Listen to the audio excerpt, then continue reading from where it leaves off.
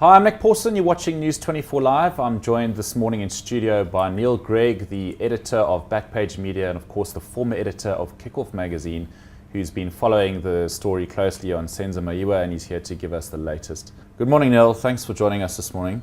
Good to be here. Before we get on to the latest, you met Senzo. Do you want to just quickly tell us sort of your encounters with him, what kind of a person he was?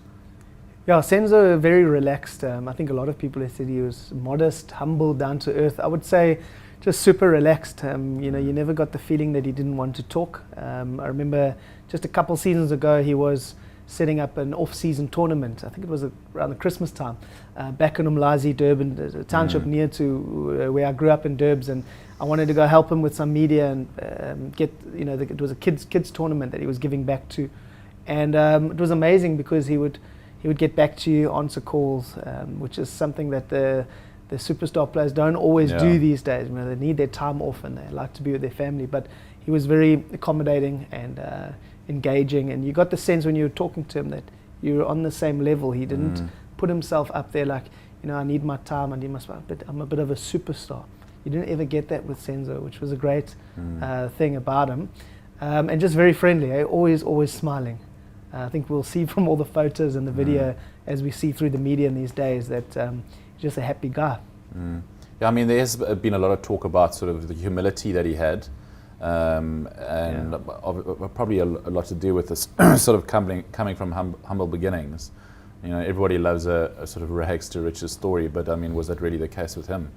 Yeah, well, coming from Umlazi, it's one of the bigger townships in SA, but also like Soweto and Joburg, and I guess Mitchell's Plain here in Western Cape, one of the hotspots of the country for talent. And it's a very congested, large township south of Durban, and lots of footballers have come from there. So there's a great pedigree of guys coming out and even moving to Gauteng to take their career further. He got out pretty early into the Orlando Pirates youth setup, and at that time it was pumping out players, and they were all getting into the junior national teams. So they had great development going under Augusto Palacios, so quite an experienced coach.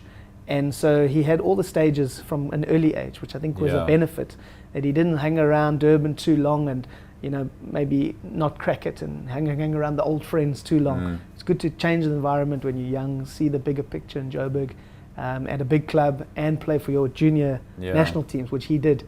So for him, it was a wonderful career path that it actually, right now at the age of 27, he'd started to peak.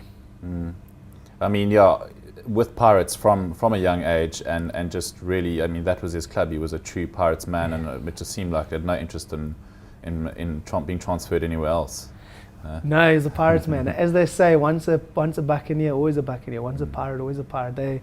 You have those players that in South Africa, and most of them come from Pirates, where there's just a true love for the club. He was one of those guys for sure.